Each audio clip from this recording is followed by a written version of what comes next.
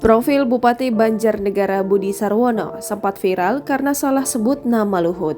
Komisi Pemberantasan Korupsi menetapkan Bupati Banjarnegara Budi Sarwono ditetapkan sebagai tersangka korupsi pada Jumat 3 September 2021. Budi Sarwono diduga melakukan tindak pidana korupsi dalam pengadaan barang dan jasa pemerintah Kabupaten Banjarnegara tahun anggaran 2017-2018.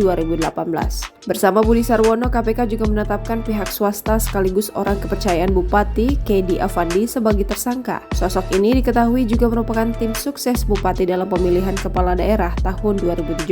Budi Sarwono menjabat sebagai Bupati Banjarnegara periode 2017-2022. Diketahui Budi Sarwono lahir di Banjarnegara 27 November 1962. Sebelum terjun ke politik, Budi terkenal sebagai pengusaha. Ia juga akrab disapa Wing Chin. Dikutip dari banjarnegara.cup.go.id, sebelum memimpin Banjarnegara, Budi pernah menjabat sebagai Direktur Utama PT Bumi Rejo Banjarnegara. Budi Sarwono sempat menjadi Ketua Umum Asosiasi Aspal Beton Indonesia. Selain itu, Budi juga menjadi Dewan Penasehat Gabungan Pelaksana Konstruksi Nasional Indonesia Banjarnegara.